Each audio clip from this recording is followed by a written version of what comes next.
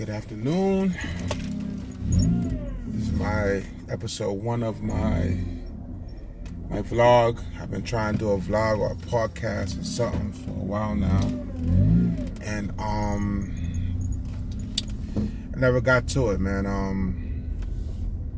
For whatever reasons, you know what I'm saying? I've talked to my friends and my cousins that we need to start doing this, such and such, but it never got done. And like last week sometime, a good friend of mine, somebody I hadn't seen in a long time, special friend, you know what I'm saying? And he started his vlog. You know, he had a lot to say. He brought back certain memories that I grew up in my childhood with. That was very special, man. It's amazing how you get inspired, or you watch something and tell you like, you know what, this is something you wanted to do, but if this dude could do it, why not? But anywho, the name of my vlog is Nobody Asks for Your Opinion.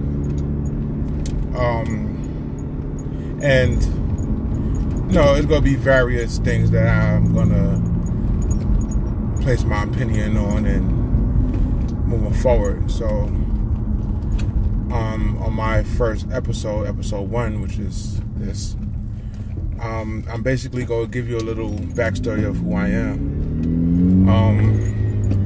My name is Adam Brown. I'm from Queens, New York.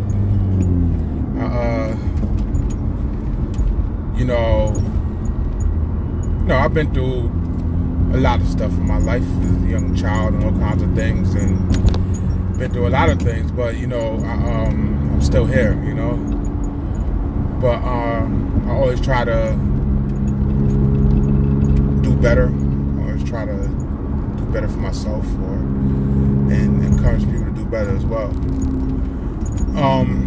But what's crazy is the person that I'm gonna say his name is Sean Daniels, that did the vlog. He reminded me of something that really I haven't been thinking about, and it's very important I should think about it, because it's crazy how that shaped my life on how I operate, the kind of work I did, the kind of people I met, the understanding I got. A lot of things happened, and you don't realize until as you get older how these things played a part in your life. So the backstory of it is, when I was 15 years old, 14, 15,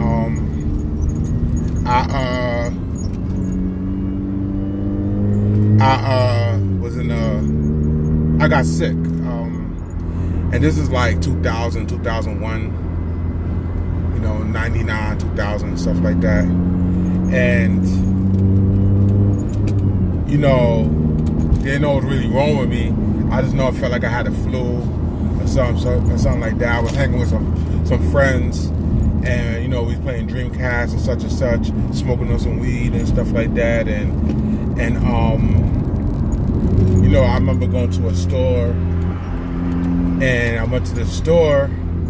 It was like one of them hood stores. It was like a bodega, and this is Queens, New York. He's in Rosedale, and I remember going to the store, and it was like a bodega / supermarket. It said supermarket, but it wasn't like no supermarket that I'm used to seeing, And I went in there, how I got the munchies and stuff like that, and I bought a sandwich. Usually we get like turkey or some crap like that, but it was like I got some salami or some crap like that. I was always been fat, so I'm a fat kid, you know what I mean? So had the munchies, got some salami, Hero. We call it Hero at the time. Other people call it Hoagies or whatever. We call it Hero. New York told it a Hero. And I ate that sandwich, such and such, whatever. At that time, when you go to school in New York, they give you Metro cards, whatever. You had like these student passes. They was white and green, and use these, but you get certain rides out of the day. But true that I used all my rides. I only had like a transfer left or something like that. On that side of Queens, on that side of Rosedale, there was no route that goes back around to the other side of Rosedale where I lived on. So I decided to walk, I did walk. So I walked from that side of Queens to the other side of Queens. Well, other side of Rosedale, per se. And after that walk, even with the walk, I was like, damn, I feel tired, And it was like evening time or something like that. And by the time I got to the house, I had chores to do. And I ain't do none of that. I just felt so tired, So that whole week I was sick. You know what I'm saying? I was tired, felt like I had the flu. Eventually, my father ended up taking me to the hospital. He took me to the hospital. I guess he was concerned at this point. You know what I'm saying? My father took me to the hospital, and they checked me out, and I guess I don't remember what they did. I don't know if they gave me some medicine. I don't remember too much what they did, but after that hospital, they sent me home. I remember feeling extra cold and stuff like that, and then buying a flight jacket. What was a flight jacket? It was a field jacket. It was a black field jacket. I remember because we bought for man on the avenue. So we bought the flight jacket or the field jacket, whatever. And I remember even getting out the vehicle, I was mad weak, whatever. So the next morning, my father brought me back to the hospital after a week or so, and they checked my temperature or something like that, and I was just burning up, whatever. So immediately they took me to the big hospital, which was that time it was North Shore University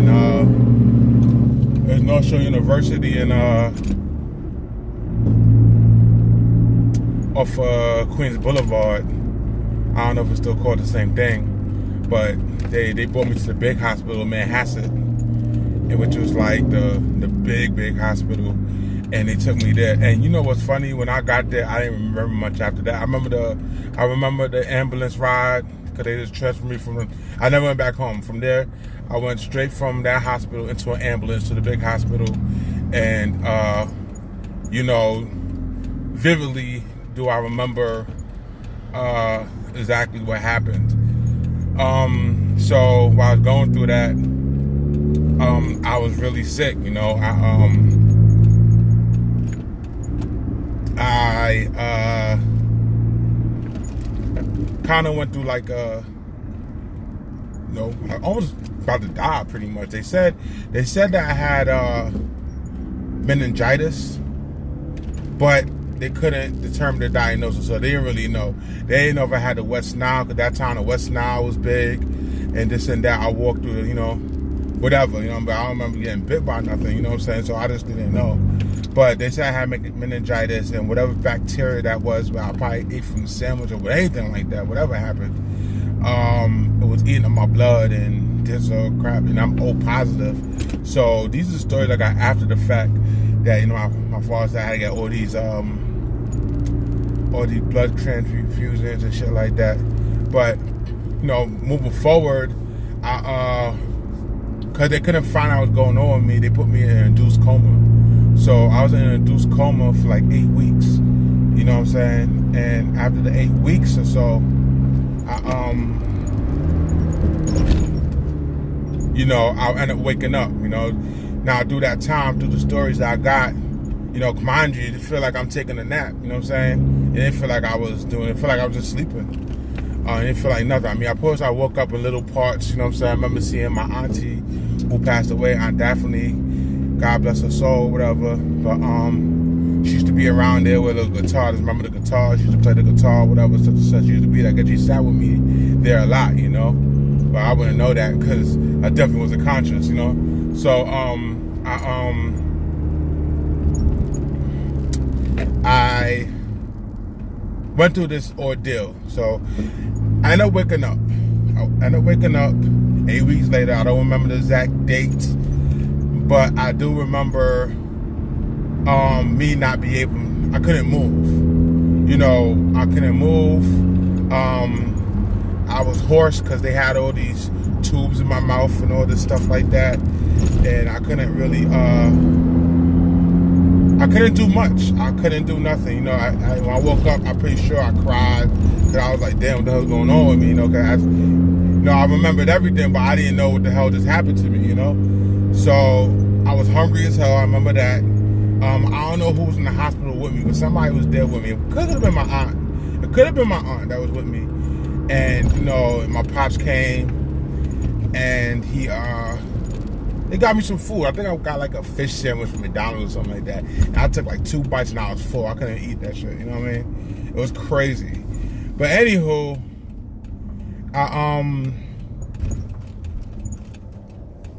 I ended up staying in the hospital for a couple more days, and they brought me to a rehab facility in Valhalla, New York. It's upstate New York. I don't know if it's part of Westchester, but I know it's called Valhalla. And that experience kind of changed my life. Other than that, me waking up out of that, people call it a miracle. People call it this and that.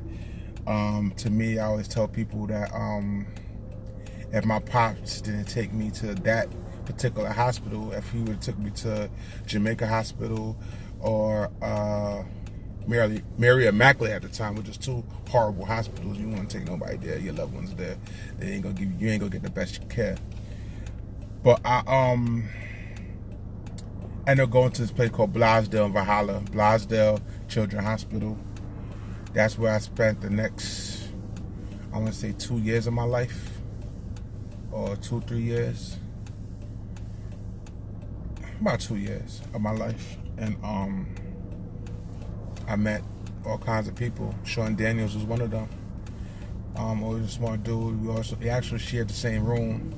And I had another dude next to me named Cesario. I remember the Asian dude that was in front of my bed, and he had all kinds of things. I think he had like a stomach problem or something happened to his stomach that I know he couldn't eat nothing until he couldn't eat. And he had like this yellow stuff that they kept feeding him. I don't know, it was crazy. But I remember going to this hospital, and like my first night there, because I think that I had got like a CAT scan or something like that, and I had like my first night there, I remember getting this CAT scan, and I don't know what drugs they gave me or something like that, but I had like an allergic reaction. So the whole night there, I was itchy as hell. Like I couldn't stop itching, and you know, the nurse ended up giving me some Benadryl or whatever. And mind you, all the nurses there was cool as hell. I remember this one guy named Sam. Sam was a funny Trinidadian dude. He either Trinidadian or Guyanese, and he always had us laughing, man. It was so funny. He was one of the coolest dudes, you know what I'm saying? I wonder what happened to him, you know what I mean? But anywho, I had to learn how to do everything again at this hospital. I had to learn how to hold things, like, because my hands were so shaky. I had to learn how to walk again. I had to learn how to do everything, because, you know, when you sit in the beds for so long, you know, your body seizes up. You understand what I'm saying? You're not moving no muscles, no nothing like that. Your body kind of just seizes up, you know what I mean? And I had to learn how to do all these things. And this hospital was amazing, because not only that, it was hard work just to get back to this normal everyday functions, but you watching everybody going through the same therapies as well, you know? Everybody's situation was different. You know, the first time I was that close to people with CP, people with cerebral palsy, which I found out that shouldn't have, because I just thought he had a messed up leg, you know? I could tell he had surgery in his leg, whatever, but that was it. And like the other dude that was next to me, I'm gonna go say D, and his name was Cesario, his name was Cesario, and he had, I think he had like broke his leg or something, and he had surgery too. And so at this place, you know, it was never no negative thoughts in there. It was never no nothing, you know. It was always love in there, and you meet all these people with different stuff, you know. I remember seeing,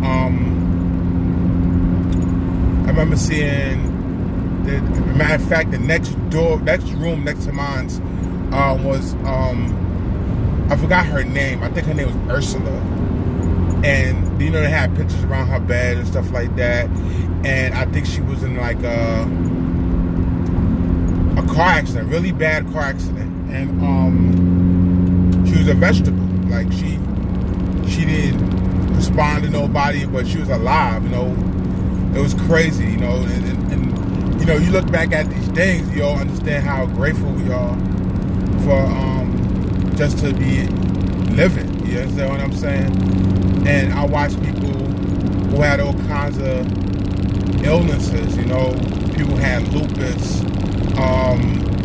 People that done passed away. It's crazy. Like, I met so many people that's been through all stuff. It's just crazy, man.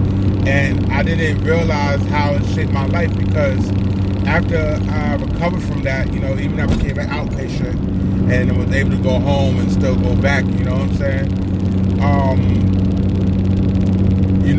My everyday life would never be the same,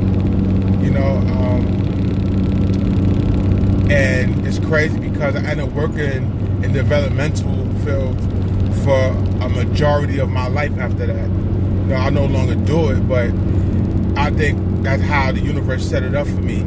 That's why I grew a lot of patience. I grew a lot of love and understanding with certain things, because when you go through these things in life, you kind of realize, like, life is short. You know what I'm saying? And you're so blessed, man. And some people some people take granted their life in a lot of ways, like, and I see it, you know what I'm saying? And it's just what it is, and I'm no better too, because I'm not perfect, you know what I'm saying? I have to take granted of certain things and then be thankful for certain things, but I always take heed on certain things, you know what I'm saying? And me, in my life, one of my stepbrothers, I have 6 brothers and 2 stepbrothers, and one of my stepbrothers, he's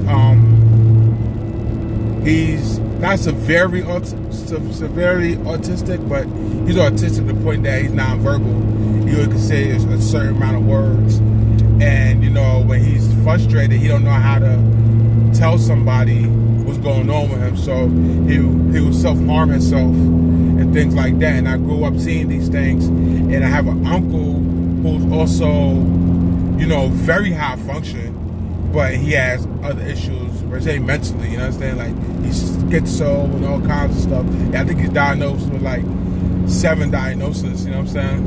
And like, being around that, you know what I'm saying, that kind of like make you realize that everybody's lives is just different, so you just be thankful. So that's where I'm at in my life right now, and I want to just say, like, being thankful for life, man, and know that life is short, and that we could always do better. We could always love one another and sense some kind of understanding, you know what I'm saying? Because everybody's life is different, I remember growing up, and I'm Jamaican descent, you know what I'm saying? And Jamaicans are very ignorant to a lot of things. To my knowledge, to what I've seen and what I realized, they're very ignorant to a lot of things, because, like, people that's deaf, right? People that's deaf, they call them dummy. Just off the rip, they're just called dummy. You understand what I'm saying? And not knowing that a deaf person is still an intelligent person. You understand what I'm saying? Like, it's crazy, you know what I mean? But it's because the ignorance. Nobody taught them this stuff. We go to Jamaica, ain't like they have, I don't know what it is now, you understand what I'm saying? But ain't like they out there have special needs classes or anything like that or whatever, because it's just a whole different place, you know what I'm saying? It's not like how America is, you know what I'm saying? So, and that's why I'm going to leave this right now, you know what I mean? It's just what it is. I want to thank y'all for watching. This is the story of Adam. So far, I mean, there's definitely more to say, but I'll just leave it at that. I'll just give y'all a little taste of what I've been through and why I felt like I should have even started this vlog. And the vlog is, once again, the vlog is called had nothing to do with what I just told y'all, but this is my opening statement or video to this. So I want to thank y'all for watching. Subscribe. You know, I have no subscribers yet, so subscribe, like, comment, any questions y'all want to ask me about anything, you know, feel free to. Have a blessed day.